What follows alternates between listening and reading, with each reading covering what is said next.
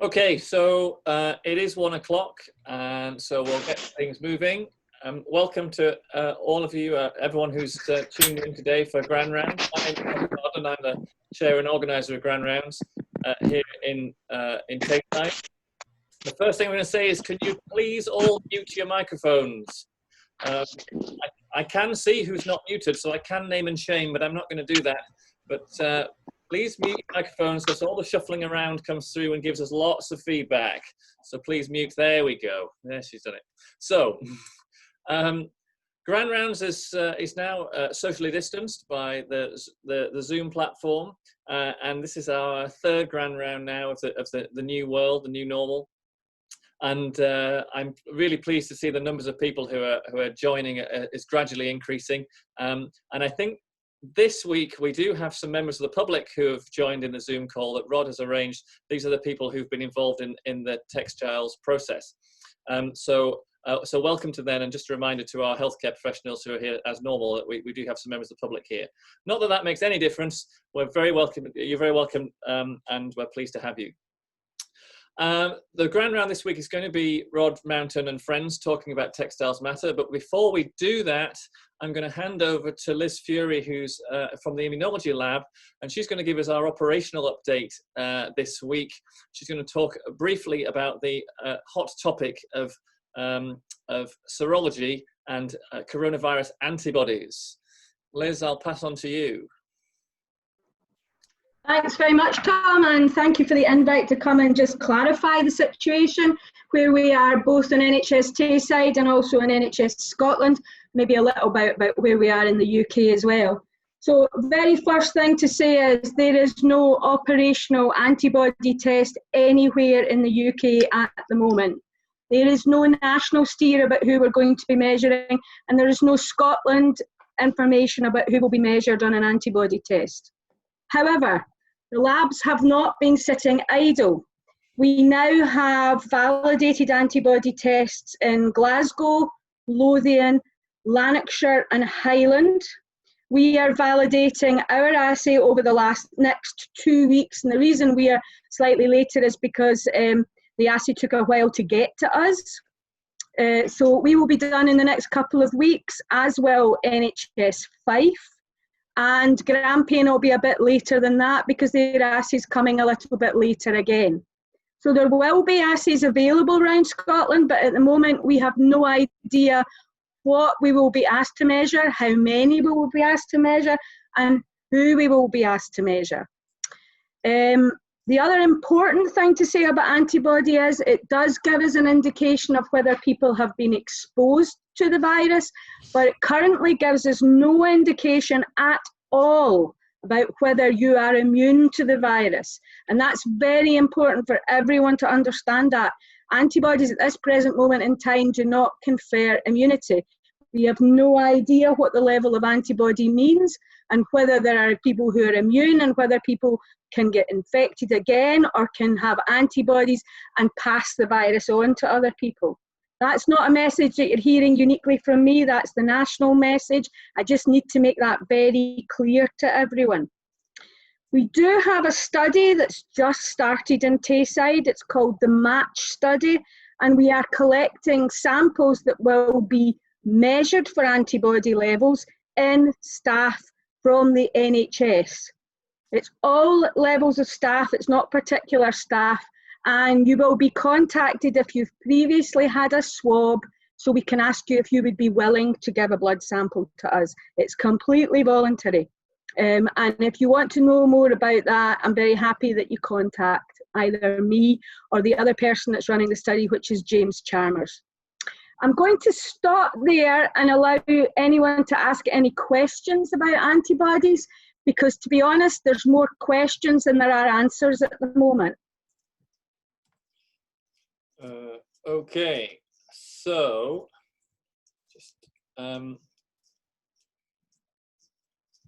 just trying to find the right thing to press. Does anybody have any particular questions or anything they want to run by? Let me just get to this. There's a question, Liz, saying, can can we chat about the children of healthcare workers who've also been swabbed? So are we doing antibody testing in match for those people? No, it's just healthcare workers at the moment.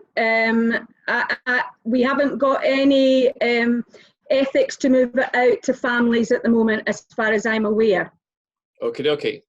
So thanks very much for that, Liz. That's really, really very helpful. From a clinical point of view, from our side of things, antibody testing, we're not entirely sure exactly what its utility is going to be. And I think the collaborative working between you in the labs and us in the clinical service has been very, very helpful. So we can work out when we'll use antibody testing, what it'll be useful for. And once we have that information clearly defined, we'll share that with the group again. So thanks for keeping us updated, and I'm sure I'll be in touch. And enjoy your other meeting. Thank you, a pleasure. Right. So on with the main business today is Rod Mountain, who is a regular speaker here at Grand Rounds. He's been a couple of times, and he's shared his screen. So. Rod is an ENT surgeon by trade, but in most recent years, he's taken a real interest in design, particularly in terms of design in healthcare, including some time working down at the Duncan Johnson College of Art and Design. And he took a great interest in the textiles aspect of our response to COVID. I have here my scrubs that I got through the system, and I see that Rod is wearing his today. No doubt he'll go on and talk about that. So without further ado, I'll hand over. If you have any questions, please put them in the chat. You can direct them directly to me, and I can filter them through, and we'll have a discussion at the end. Thanks very much, Rod. Yeah, great, Tom. Thanks for the introduction, and yeah, just a really big welcome to those of you that are not usually at Grand Rounds, particularly all our citizen SOs that have been out there. I'd love to just see a show of hands from you. Who of you are non-clinical people? Yeah, brilliant. Thank you so much for joining us. I think I'd like to use today's session as a way to say thank you, not only to the citizen SOs that have done so much for us, but to our partners in industry that have really been helping us, and our colleagues that work in the university, particularly in Duncan of Jordanson. So we're going to use this as a conversation and just slowly unpick the storyline that led to where we are today. And then hopefully at the end of it, lead up to a point where we can look into the future, because I think we have a real future where textiles can play a much bigger role in our region. We have the people, we have the academics, we have everything in place. I think we can look at more sustainable ways of working. So that's the sort of theme that I would like us to end up with at the end. So I'm just working as hard how to move between slides, and I'm not getting there.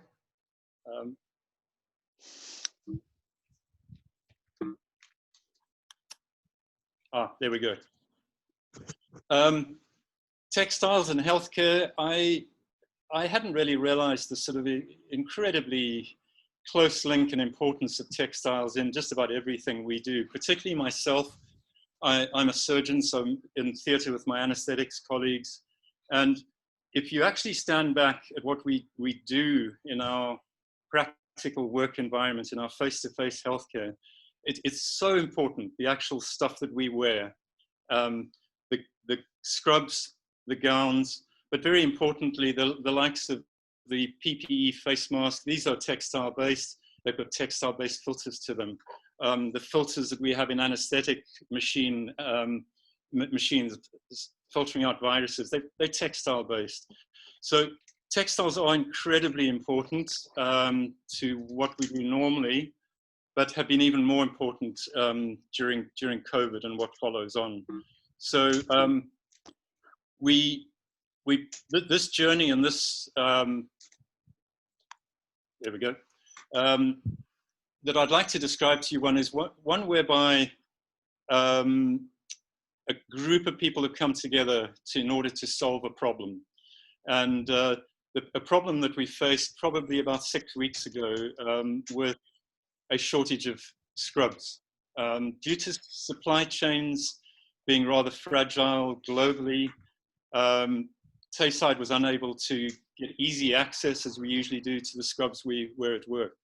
And we put together a team that involved our industrial colleagues, community, and the university, and have really achieved something quite remarkable in creating 1,000 scrubs that have been hand sewn by citizens in the area, in the region, another 4,000 done by industry, and then 10,000 face coverings that have been completed just recently. The story starts, and I hope Slav's with us today. Slav, are you there? If you could unmute if you are. Slav was struggling to be with us today and might come in slightly later, but he's the gentleman in the top corner of that image I'm showing. He heads up our laundry services. And for any of you who've never been to laundry services, it's worth a visit. It's a factory. It's a huge, very vitally important component to any big hospital. Cleaning all the sheets, the bed linen, the towels, and all the stuff we wear in hospital. It's a part of a hospital that I think we just sometimes take for granted, but very, very important. Slav came to me and knocked on my door. I'd never met him before, and posed a rather challenging question. He said, Rod, we've got a big problem. The supply chains of scrubs are down. We need to get an additional 5,000 scrubs within about 3 to 4 weeks. Can you help? And I naively said yes, and then had to think about how to do this. And I thought immediately, my thought was to go to the College of Art and Design and to speak to Jane Keith, who's a friend and colleague that I've known who works in textile design.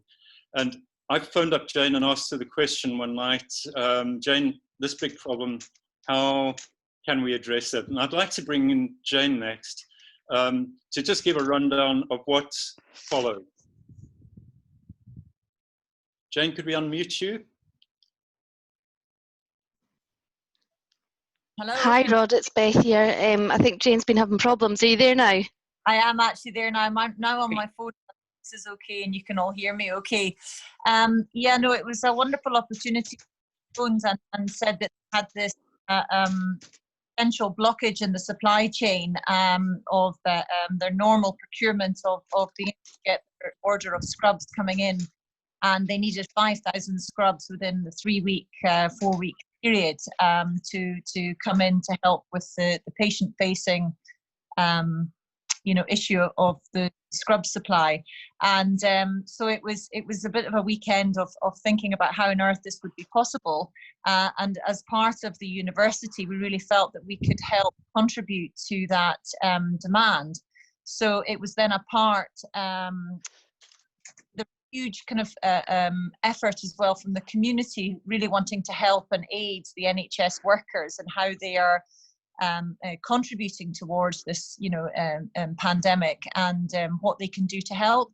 And it was a combination between community and also with speaking with Hallie Stevenson's, who had suggested to Rod to get in touch with. It was that combination of industry experience and industry connections through Hallie Stevenson's and the community effort that we kind of set up the DJCAD Scrub Hub unit, which was really kind of quite a big push to get going. And once it was going, it was unstoppable. So we engaged over 400 sewers, which is where Beth really came in to help coordinate that, 400 community sewers to help create that part community fulfillment, which was 1,000 sets of scrubs through the community and 4,000 sets were produced through industry links. And the combination of working with the university and with industry, we were able to fulfill our target. Yeah, Jane, I can't thank you enough for that link. If we'd not had that that conversation, this would have been a real struggle. It's all about the connections I think we have.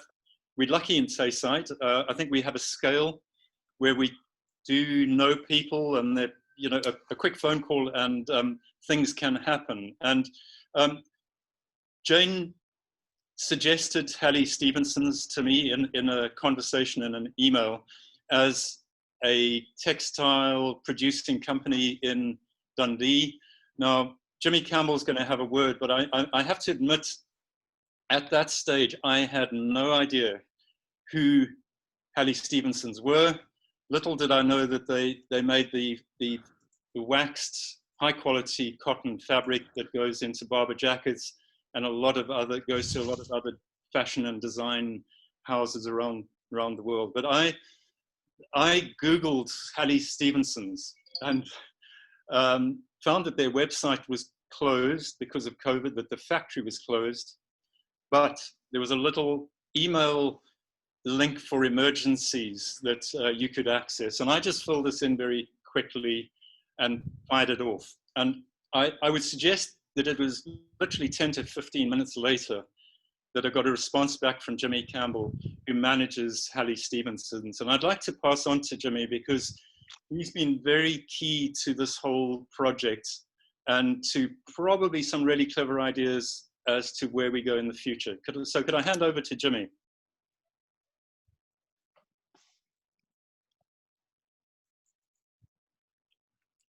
Hi, Rob. Hi, everybody. Yeah, so we're used to doing collaborations in Hallie Stevenson's, but this one was a very different collaboration. Timescales, technical performance, finding industrial partners, all during a pandemic when we'd been shut for a couple of weeks was a real challenge. I was asked by Rod if we could help. I naively said yes as well, because we weren't really sure how we could help, but we just knew that we had the raw materials and things, and we were pretty confident we could do something. Within 1 week of starting off that process with Jane and Rod and Leslie and Slav and everybody else, we managed to turn the boilers on the weekend after that conversation on the previous Sunday. And on the Monday, we were loading up the first 2,500 meters of fabric to dye Textile teal. The week leading up to that, we were having conversations with our staff, our team, to see who would be willing to unfurlough and come back. We're a proactive bunch. Everybody, I think everybody agreed that if necessary, they would come back. We managed to find 10 people, and we based on the skills that were required to kind of make the fabric to bring people back. Textile teal was a color that we chose. We had to start with the process of lab dyeing it. That in itself, when you've got lab staff unfurloughed and you've not done a lab dye for 20 years, is quite a challenge. But we managed to make something, find dyes that would actually give us the NHS performance levels that were required through the laundry system. And then we started to have the conversation with industrial partners about how we could get 4,000 scrubs made, because that's not really our area of expertise. And certainly in that time scale of 2 to 3 weeks that we were working on. We had a conversation with Barber, who are an industrial partner, and they were actually busy, quite a lot of our partners already engaged with making fabrics for the NHS. They were making scrubs and gowns. They didn't really have any spare capacity to give us, so we went to another industrial partner based in Wolverhampton, who we knew were already making NHS scrubs, and they said that they could help us out. Barber were important because they actually gave us all the the electronic patterns that we could send up to J&D Wilkie's to help out with the cutting of the fabric for the community-made scrubs. A little bit about the fabric. We carry quite heavy stocks of fabric here, and every one of them has something in common. They're all very densely woven, so we can make them weatherproof. The one we chose to go with was a combination of a BCI cotton, Better Cotton Initiative, cotton. That means that farmers are trained how to grow things responsibly and minimum impact on the environment, and a Supima cotton. So it was a blend of both. That fabric is usually used by Barber for lightweight wax jackets, and we sell it to other kind of brands for dry, weatherproof type finishes. But really, we chose it because of the weight, the density, and the comfort and cool feel that we thought it would give in wear. The color Tayside teal was actually trying to replicate a Mars green, which is 2017 world's favorite color, inspired by the River Tay and submitted by Annie Mars from UNESCO. The shade was too much of a challenge, however, because we'd have had to buy dyes in like turquoise type dyes from Germany, and we just could not get them in the time scale. So the Tayside teal was really the kind of the best next closest effort that we could get towards the Mars green. To lead on from kind of where the work we've done with NHS Tayside, we've now made fabric for NHS Bedford and Doncaster. And now they're for reusable surgeons' gowns, where we've added a durable water repellent finish, which was actually a trial that Rod had suggested in one of the visits in could we add a waterproof type finish to the fabric that we were making for the scrubs, and that's kind of what that was born from. So this was all very, very quick. We're also making fabric, the same fabric in Tayside teal now for face coverings and dentist gowns, being used in the Birmingham area. To date, we've made 22,000 meters of Tayside teal, and I think that stretches from Dundee to New Zealand. So it's quite a lot of fabric already, and over just a few weeks there. The collaboration has been a real fascinating project for us. We've never really worked with the NHS before. We've worked with Dundee Uni, and we know Jane Keith very well. But we were kind of proud to play our part in the collaboration. I would say though that what we did was really kind of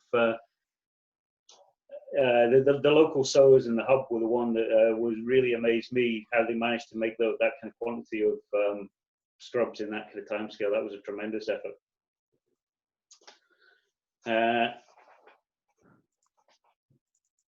So I think that's me, Rod. Oh, Jimmy, thank you. And I think that hopefully gives people a little bit of a feel from where the fabric came from. The next stage for the citizen sewers was to get that fabric actually cut into the patterns, just to make it easy. So the pieces were cut by J.D. Wilkie up in Kirriemuir, and then put into little bags, and then handed out to citizens to take home, stitch at home, and then bring back a few days or a week later and deliver them. That was the method that we used to really get significant community engagement. Now, I'll move on to the next slide. My slide move is a little bit slower than what I'm used to, so I'll give it another try. There we go. I'd now like to just introduce Kate Mackey. We were obviously starting this project in Tayside, but before us, well before us, in parts of the UK, small villages, towns and cities, groups of people were already coming together to create scrubs for their local NHS services. And Kate has taken the lead in Tayside. For the Love of Scrubs community is still very active. And I'd love to, if Kate could just give us an update on what For the Love of Scrubs is all about and where they're going. Could you come in now, Kate? Yeah, can you hear me? Yep. Great. So, yeah, so about me, I am normally the head of costume at Dundee Rep and Scottish Dance Theatre, and I've worked in theatre for 30 years, kind of all I've ever done. So For the Love of Scrubs was set up by a mother and daughter, Mirka and Maya, from a bridal shop, small bridal shop in Peabody, after they'd seen a similar setup in England making scrubs for the NHS. Holly, who worked at Fabric Bazaar in Glasgow, and Claire then came on board, and they'd had calls from GPs who were wearing bin bags instead of gowns because they didn't have anything else, and COVID centres opening with no scrubs available, and they just really wanted to help. So within 24 hours, those 4 girls had raised £10,000 through a GoFundMe page and had set up a website which had attracted 1,200 volunteers offering to make scrubs. And within a week, they'd raised £25,000 and had 1,500 volunteers. The main aim of the group was to provide good quality scrubs in a fabric that could withstand the extreme temperatures of the decontamination units just as quickly as possible. The other aim of the group was to become a main point of contact, so as to limit the number of people contacting hospitals directly or turning up at hospitals with donations of scrubs and taking up valuable time or spreading infection. The website was a way for them to find these volunteers, but it was also a way for home sewers using their own fabric to arrange for their scrubs to be collected and donated with minimal hospital involvement. It also provided a way for hospitals, GPs, care homes, etc. to request scrubs in the sizes and amounts required. There was a lot of work done at the start by the girls to source the correct fabric at a low price and to adapt the pattern to use as little fabric per set as possible, so no waste. They were very aware they were relying on donations to pay for all of this, and so really wanted to make the best use of people's hard-earned money. The pattern was printed onto tissue for ease of use, and thread, elastic or cord, coloured labels, etc. were all provided. And later on, some bulk cutters actually volunteered to help as well, and they were used as much as possible to streamline the making process. I volunteered on the 31st of March to sew scrubs. I was contacted on the 5th of April and asked to coordinate for Tayside. And by the 8th, I'd been in touch with Slavomir at the Central Decontamination Unit at 9 Wells, and he'd said they needed 5,000 sets to cover Tayside. And I'd had requests from GP surgeries, care homes, various places. So I used volunteers from the For the Love of Scrubs website, but added a lot of costume makers I know, as the order was so massive and these freelancers are now all unemployed due to lockdown and just really wanted to help out. I also had a group of non-sewing volunteers who'd offered to drive for me. They've since spent weeks collecting and delivering fabric around the country, from Glasgow up to Edville, across as far as Pitlochry and Montrose, and paid for all their own petrol too. So daily I would keep in touch with the Tayside makers so I could assess when they'd be ready for more fabric or whether their circumstances had changed and they couldn't make any more. I split up the fabric and haberdashery, and the drivers delivered it to them. When the scrubs were finished, they were collected by the drivers and dropped off at my house, so it was a kind of hub for all the scrubs there.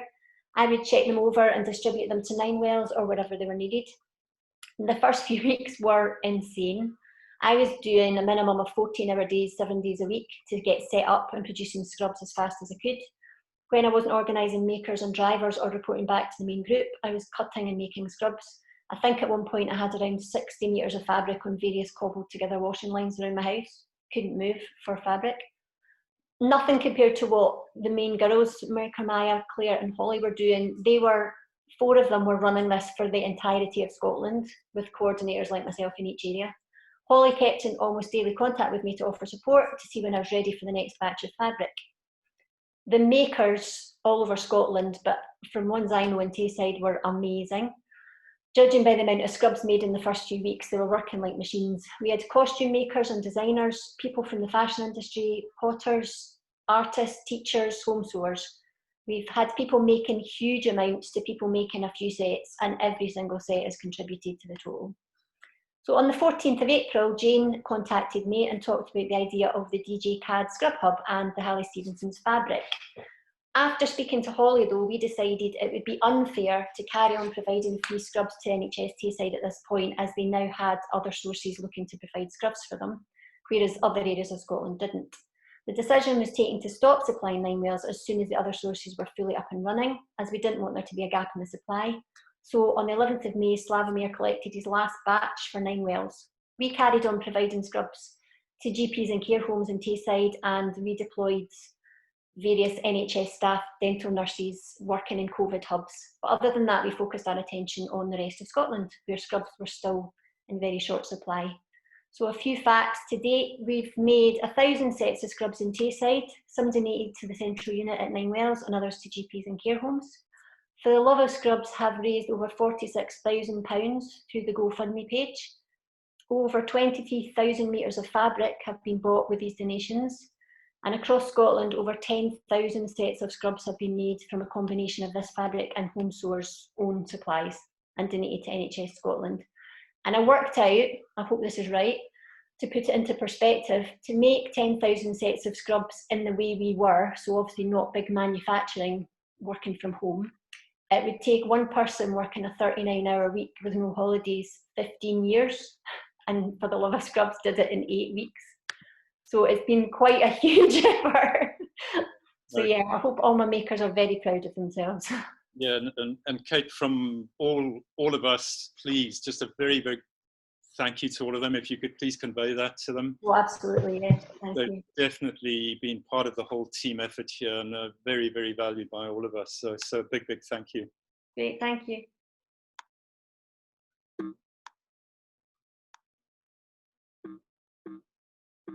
Sorry, I'm just trying to move slides. Tom, I don't know if there's a way you can move them. I can't move your slides, I'm afraid. There we go. Maybe I did. Yeah. I thought I'd just give you a view of what the inside of the Scrub Hub, the library at the University of Dundee looked like. If you can imagine, a lovely modern library, part of it converted into an area that could be used as a Scrub Hub. We had colleagues from graphic design help us with some of the wayfinding, signposting, everything. So all the graphic design elements to this have also been very important, and how we communicate messages out to people. And one of the big and really important communicators in our team, I would suggest, has been Beth Farker. Beth, I hope you don't mind, but I've reclassified you as a superconductor. One of those special people who can really bring together complex groups of people and make this all happen. This is a picture of Beth standing at our Scrub Hub pick-up and drop-off point, which is just outside Ninewells, where the cars drive through, and some of the team that had worked in the Scrub Hub. But do you mind if I hand over to you, Beth, to give people the idea of the complexity? Thanks for that flattering photo, Jane. That's great. I got involved quite early on in the process after Rod and Jane had their discussions, and we were really keen to sort of get involved to give something back. It came at a time when we were trying to adjust to working from home and getting used to new systems, etc. So it was quite a challenge, and thinking how we were actually going to pull all this together, as well as the fact that because we work for a university, we are constrained to many different levels of authorization. So we had to think about what the problem was, how we were going to fix it, but who we needed to get authorization from, which was one of the biggest challenges at the beginning, just to get the program started.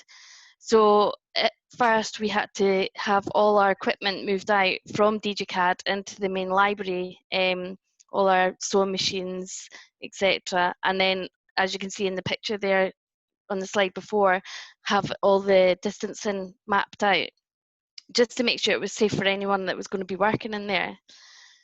We also came up with the next issue, which was we needed to know a week in advance who was going to be working in there in order to let local authority know, so they weren't getting stopped on their way in and pose a risk for fines, etc. So there was quite a lot of organisation that had to go in before we could even contact the makers. So at that point we were kind of thinking, right, how do we get volunteers on board? Which posed the next question, is how do we get this past our press department? So we had to get their authorisation as well as get GDPR authorisation. So there was a big process that went behind it. And eventually we were managed to put out on our Facebook page the form for the community to sign up, and we were absolutely blown away. Within 2 days we had 600 people volunteer sign up to do scrubs, which then came to the next issue of, okay, what happens with the packs?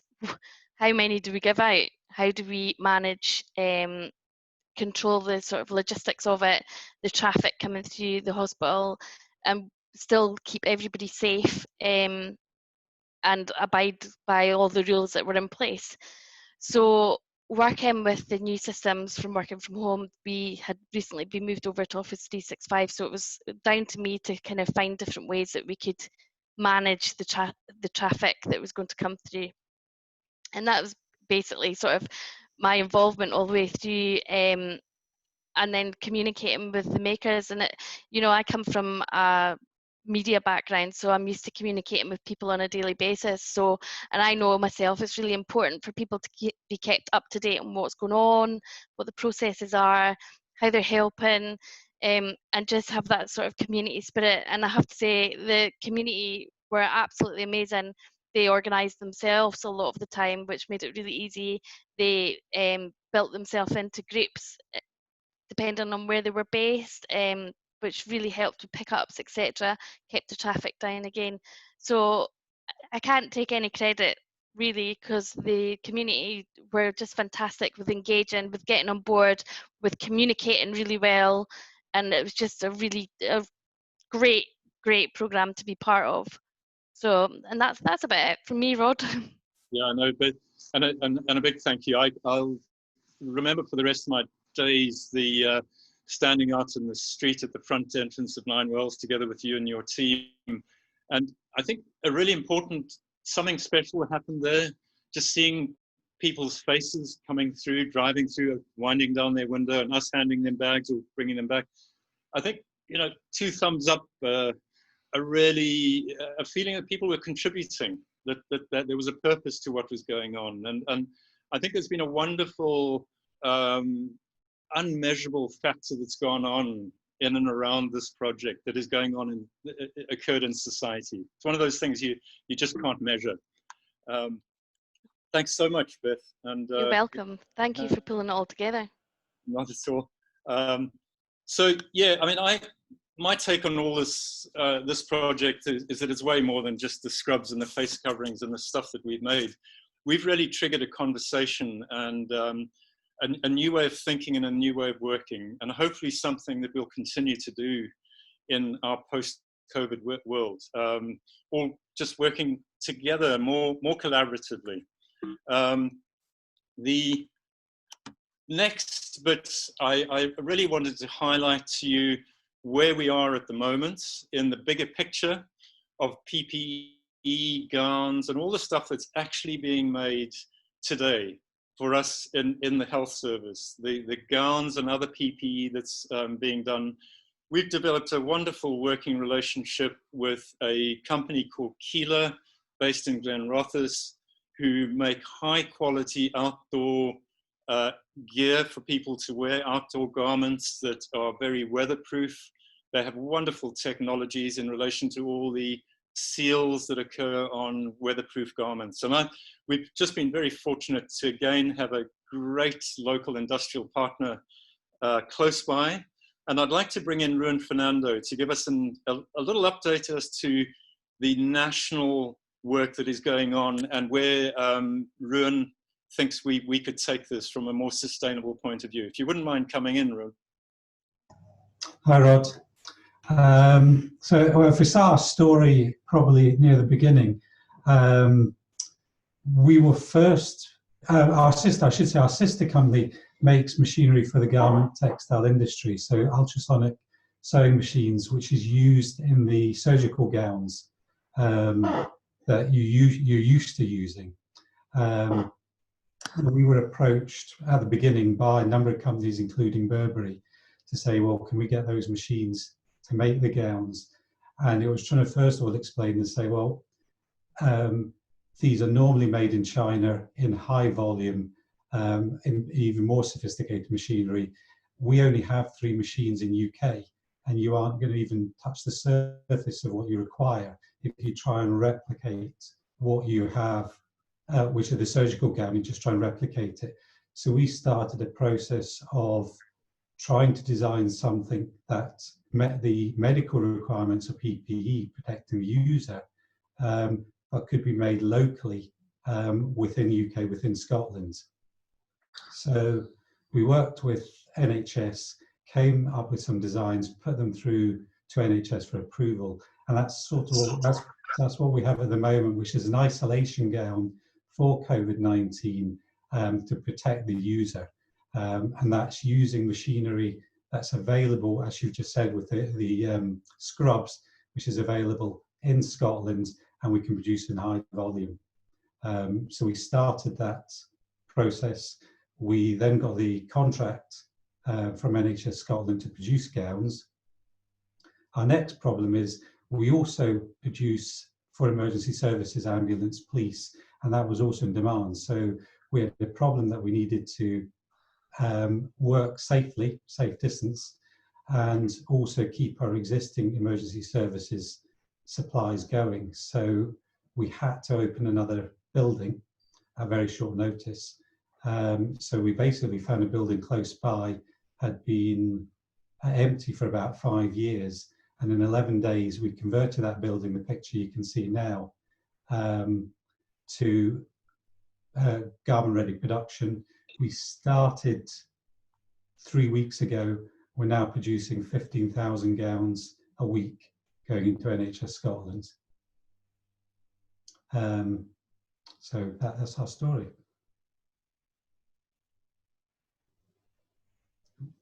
I think you're on mute, Rod. Rod, are you still there, or have you vanished? He's on mute. Is he? There we go. There we go. Back again. There Sorry, somebody. There was an industrial site just outside me, and there was somebody banging. So, yeah, Ruan. I mean, it's been remarkable to see how quickly you've been able to respond to a need, and coming down to your factory in Glenrothes and just seeing this scene, this group of people actually sewing and churning out what I understand about 1,000 garments a day that are going into the NHS. I think one of the questions I'd probably ask you at this stage is just the whole thoughts on sustainability. You know, and what you know, obviously these are disposable garments that are being made and have to be made, but any thoughts just on the future? I think what COVID-19 has shown is that Scotland or UK needs to have some independence from the Far East, because if something like another pandemic occurs, the supply chains break down. So there needs to be local production, which can be achieved, and we've demonstrated that can be achieved. That does come at a cost, though. There's no question that producing in UK is more expensive. So there's a couple of things to consider there. One, the wages and the labour, which is the big portion of the cost, is going back into UK, so that's a positive. The other avenue to look at is reusables, and we're heavily committed to developing reusables.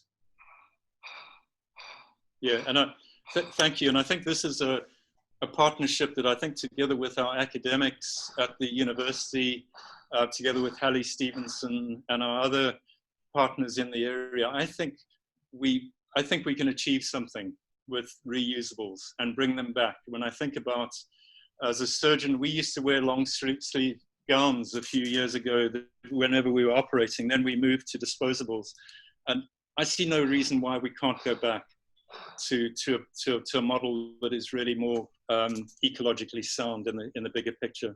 But Ruan, thank you very much. And part of the wonderful unknowns of a project like this is that you occasionally just stumble across people that can really help you in an unplanned way. And this again was Ruan and the Keeler group, who I'd met up with in relation to making gowns, but literally in the car park outside Keeler, I posed a question to him about a PPE device that we are developing in Tayside, and I'll quickly give you an idea of what this is. If any of you were unfortunate enough to have a cardiac or respiratory arrest and collapsed in front of me as a healthcare worker now, whether I was in hospital or in an ambulance or at a football ground, because of COVID, the guidance we have is that we, as the resuscitator, the healthcare worker, require to put PPE on before we actually resuscitate you. Now, I think all of you know what will happen as a consequence of that. There'll be terrible delays, and the outcomes will not be as good as they should be. So a colleague of mine, Peter Stonebridge, who's our medical director, came up with a brilliant idea to say, what if we could create PPE for the patient? Rather, all our focus has been on PPE for us as healthcare workers. And the idea of a hood that could be put over you with some gentle neck ties to seal you off, and then have a ventilation system. I've actually got a bag here, but a viral filter, a plastic interface that aerosol can't get through, and then an actual face mask that you can be ventilated through, all integrated into one product that could be scrunched up and stored and kept on resus trolleys in ambulances, that could be used for that immediate response. So this is a live project, and we'll maybe come back to you again at Grand Rounds later on to give you an update, but something that hopefully is going to address a very, very big problem in CPR and resuscitation that is required throughout the UK. So we're nearing the end now, and I'd like you to all please just write down comments and thoughts in the little box that you can do on the side using Zoom, just with ideas and suggestions for the future and things. And if you have any clever ideas and ways that you can actually partner and join us, we'd really value that if you could write things down. Jane was going to end up, and I'll bring Jane back into the conversation, just to give us a view of the university, industry, and society type partnership and where we could take this forward. Thanks, Rod.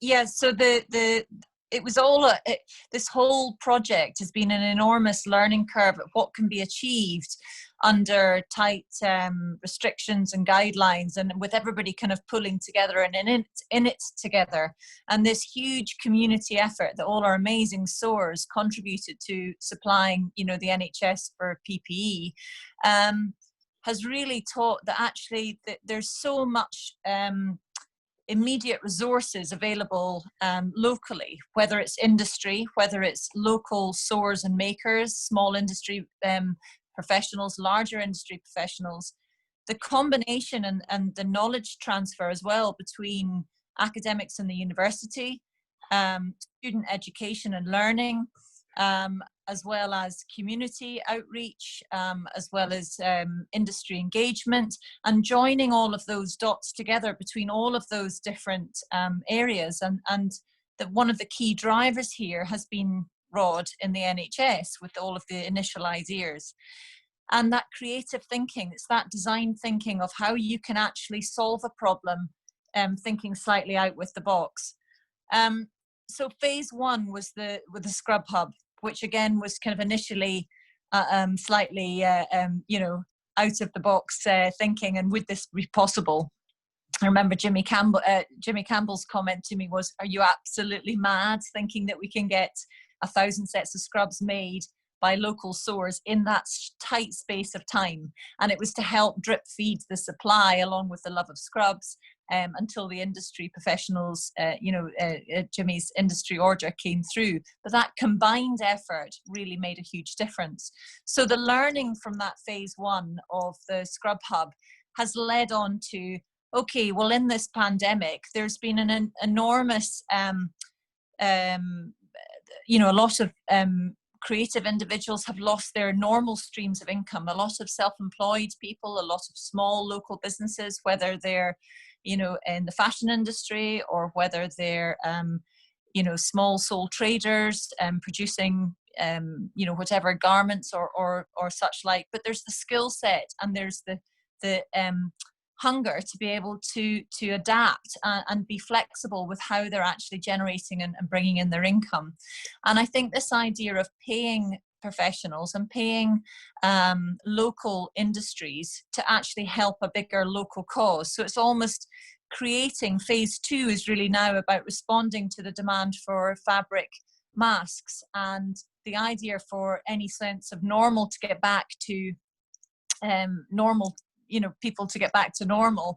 When we start having shops and galleries reopening, there's going to be this encouragement for people to actually think about their cross-contamination with other people and cross-infection, and thinking about how they can be responsible. So the idea of producing and making masks for local businesses, by local businesses, and keeping Dundee as a really sustainable kind of unit.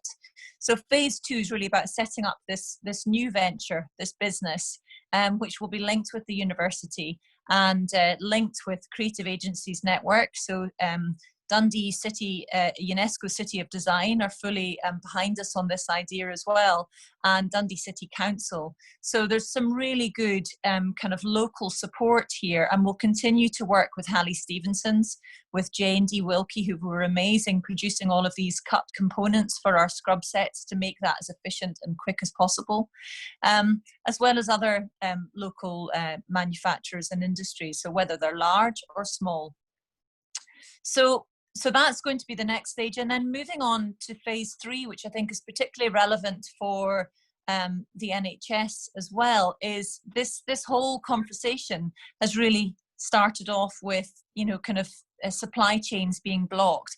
And what if we think differently about the future of supplying PPE and supplying garments, whether it's new technology, knowledge sharing, research, all sorts of forward-thinking potentials if there was to be another pandemic.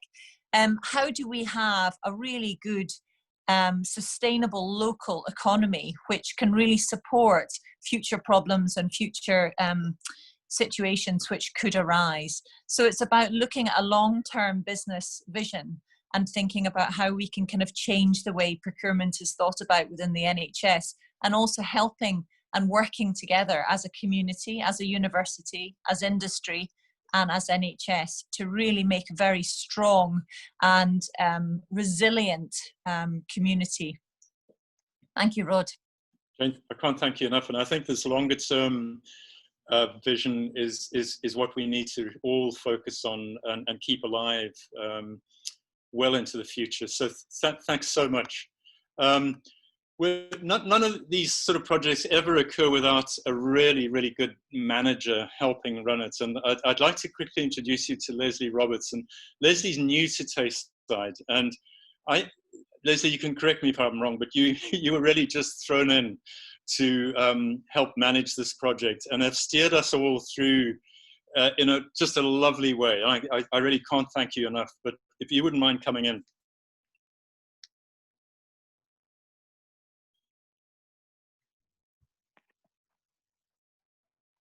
Can you see me?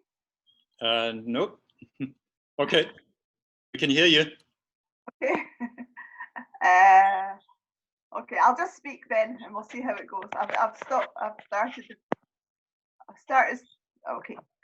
So I just wanted to say a huge thanks to Rod and to Jane, and all the university staff, and particularly to Beth for the part that they've played. I was thrown into the deep end with this, but it's actually been a real huge pleasure to be involved. A big thanks to Jimmy and all the industry connections, none of which, you know, we would not have achieved these scrubs without that at all. Most of all, I wanted to thank all the community sewers who received the 1,000 scrubs, sitting in their, you know, dining rooms, on their kitchen tables, etc., thinking about the clinicians in the NHS and wanting to make a difference. And the passion with which that they did this has just been absolutely humbling. I've been in the NHS for 37 years, and I remember those old fabrics gowns when I worked in theatres, etc. And I can visualise, you know, these reusables being something for us in the future too. And this piece of work has really been so useful in lots of ways. Obviously, practical usefulness, but the usefulness of connecting us all up and being able a sort of little kernel of something that we might develop in the future to be a more sustainable NHS, working with industry, do something good for Tayside. And my next little task is making sure these all get out to clinics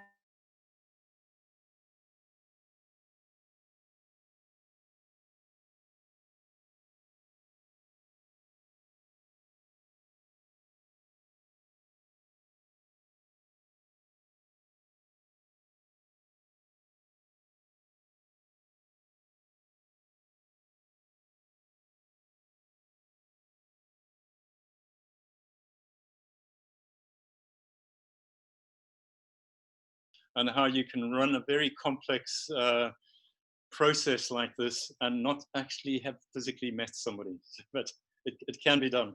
But thank you so much. And we'll round up now, and really just a big shout out to all of you that have contributed. I'm sure I've missed a few people, but a big thank you from all of us. It's just been wonderful, really appreciated by all the clinical staff in the NHS Tayside. And Rod, to that end, look, one of the things that we would typically do at a grand round such as this is to show our appreciation to the members of the staff, to the public. But I've told you all to mute your microphones. So if you're a member of staff here, an NHS Tayside person, can you unmute your microphone right now?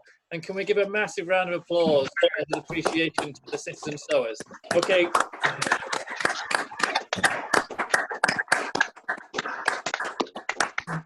That perhaps is only a very small representation of how much the work you've done has meant to us, but hopefully you get the sentiment. Now, does anyone have? There were a couple of questions. One was a question asking how to get hold of these scrubs in primary care, because some people have been having to buy them. So, Rod, perhaps you can answer that. Tom, if they can direct that to me, I'll have a chat to Leslie, and we'll see how we do that sort of process. So, yeah, you can be directly through to me initially, and then I'll try and direct people in the right way. Super. Okay. Well, look, I think we're just creeping up to 2 o'clock. It's been a fantastic grand round, and there's been lots of comments through the chat about how valuable it's been to hear about this piece of work. I think really the sustainability side of things particularly is really very interesting. And who'd have thought we'd go back to wearing reusable gowns again? I think that'd be fantastic. Rod, pleasure to have you at Grand Rounds as always. Next week, I've no idea what we're doing next week. We have a program, but not entirely sure who's going to be next week. But it will be, an email will come around. A final thank you for all the members of the public who've joined today. This will go onto YouTube if you want to watch it all again. Thank you very much, and see you next time. Brilliant. Thank you. Thanks very much, Rod. Keep safe, everybody.